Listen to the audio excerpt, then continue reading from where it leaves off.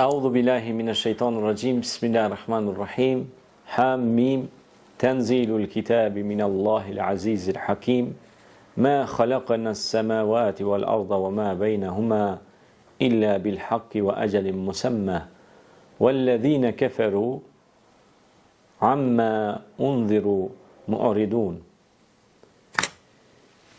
Surja Ahkaf.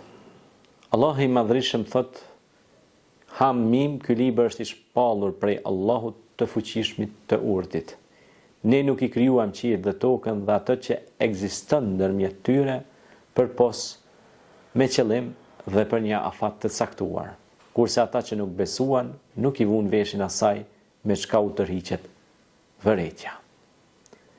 Ma khalaqna as-samawati wal arda wama bainahuma. Pra çka ka ndërmjet tyne, ndërmjet qiellit dhe tokës. Rabbus samawati wal ard wama bainahum. Zoti i qiellve dhe tokës dhe çka ka mes tyne. Këtu do të nalemi një shpjegim, ta japim sa do kudo një mesazh rreth kësaj wama bainahum ose ndërmjet, si thonë anglisht in the middle, në mes. Bota e mesme, bota meta, siç e kanë bërë zburimin sot, metavers. Pra që është bejna huma, e bën pra ndërmjet, pra atë komunikimin e gjitha këtyne gjallësave, krijesave që ndodhen pra mes qiellve dhe tokës. Këtu është një botë shumë e madhe, pra është një botë shumë e madhe që ka shumë gjallësa dhe krijesa që jetojnë ndërmjet, pra ndërmjet qiellve dhe tokës. Sa që ka për tyne që na nuk kem as informacion, pra nuk kem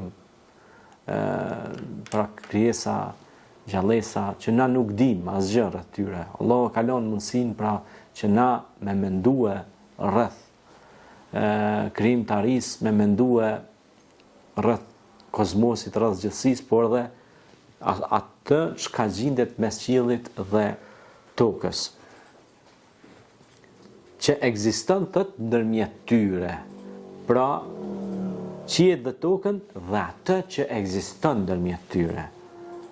Ne nuk i krijuam thot qiellin dhe tokën dhe atë që ekziston ndërmjet tyre përpas me qëllim dhe një afat të caktuar. Pse a thot afat caktuar? Për shkak se një ditë kullun men alejha fan wa yabqa wajhu rabbika dhul jalali wal ikram. Një ditë do të përfundon gjithçka dhe do të mbetet vetëm krijuesi i madhruar Allahu që ka krijuar qiellin, tokën dhe çka ka mes tyne.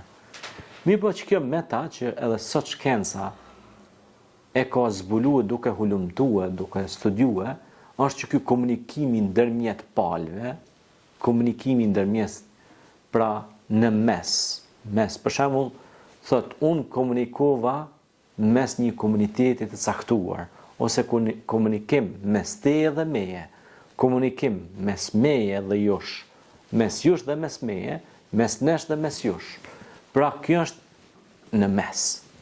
Pra bejnehum, në mes tyre. Pra ka përmend Zoti këtë në Kur'an, dhe këtu mu nalëm dhe me bëni studim, ndoshta do të dilte një libër shumë i bukur, duke marrë ajetet e Kur'anit, duke marrë shkenca që ka thot për komunikimin në mes njerëzve, në mes gjallësave, krijesave, kështu me radhë, sepse është edhe gjuha në mes njerëzve dhe kafshëve.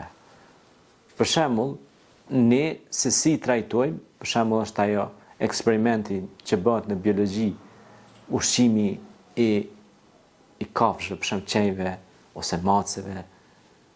Për shembull kemi rastin tek babai maceve, Buhurera, i cili është kujdes për macet, dhe kemi rastin për shembull kur një grua kishte ushqyer një qen, ishte kujdes, pra e kishte parë që ai ishte i jetur edhe gati sa nuk ishte duke ngordhur, dhe kishte komuniku, pra kishte marrë ujin dhe kishte thënë merre pije, pra komunikim mes njerëzve, komunikim mes kafshëve, dhe komunikimi pra është një gjuhë ndërmjetme.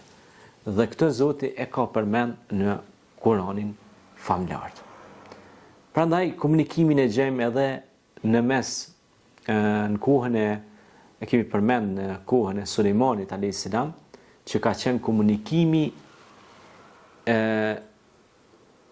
pra ka qenë ai komunikimi i një rastit të fronit të Belkisës. Prandaj kemi atë besimtarin që e dinte një emrin të Allahut dhe komunikoi, pra e thirri krijuesin, ndërmjet pra kemi edhe komunikimin ndërmjet krijesës dhe krijuesit, që është dialogu, pra që është namazi, edhe namazi është komunikim.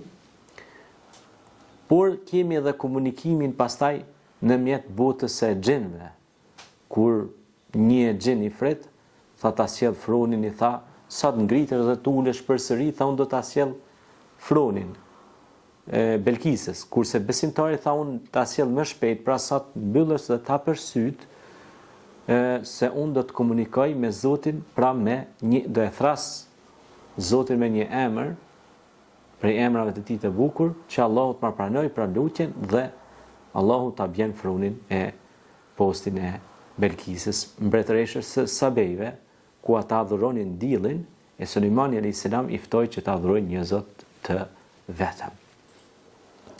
Pastaj gjuha komunikuese është zhvilluar edhe në teknologji, komunikimi me mjetet motorike ose komunikimi me mjetet e transportit, eksport, importit e kështu me radhë, ndërmjet njerëzve edhe ato çka njerëzit i kanë me mendjen e tyre që Zoti ja ka dhënë, pra Allahu ja ka dhënë njeriu të mendjen e fela taqilun, pra dhe të mendoj, dhe kjo mendje ka bërë zbulimin e anijes, ndërtimin e anijes, ndërtimin e anijes kozmike, ndërtimin e mjeteve të ndryshme motorike, ku ne komunikojmë me to. Forma e komunikimit është që ne i vendosim ato butonat ose ato pullat dhe i bëjmë që sot ne të vozisim duke i lëvizur ato. Pra ne i kemi bërë ato dhe tash komunikojmë me to me pa gjuhë. Sot kanë arritur edhe mjete makineri që komunikohet edhe me gjuhë. Është smart, pra janë makinat smart që i thu me çon në filan destinacion dhe aktivizon pra navigacionin, ku ai të çon pra deri në destinacionin që ju i kërkoni. Pra është komunikimi mes valve dhe frekuencave. Shikoni pra se sa ka arritur teknologjia pra që të komunikoj edhe me zë, edhe me frekuencat e valët e pajisjes elektronike që është instaluar në motorin, në makinerinë dhe sensorët e saj. Gjitha këto pra janë komunikime mes nesh, por Allahu ka treguar dhe mes jush pra ka treguar që është një botë para mesme, që është shumë e madhe, edhe shumë pak ndoshta e eksploruar dhe zbuluar nga ne si njerëz me mendjen tonë që na ka dhënë Allahu.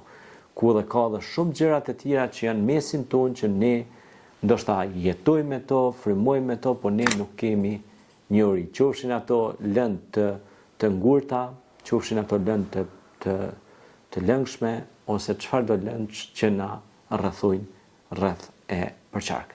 Kjo është mrekullia e Zotit të Madhreshëm për me na shti me mendue se sa krijues dhe shpikës dhe formulues i madh është Allahu xhelle shanehu.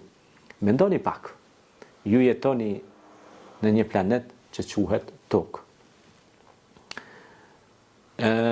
Rrethoheni nga bim të ndryshme, nga kafsh, nga insekte, nga zvaranik dhe habitate të ndryshme që ju rrethojnë. Mendoni pak rreth e përqark dhe hidhni një shikim vrojtues rreth jush. Kush e krijoi kaq bukur dhe në mënyrë kaq perfekte gjithçka?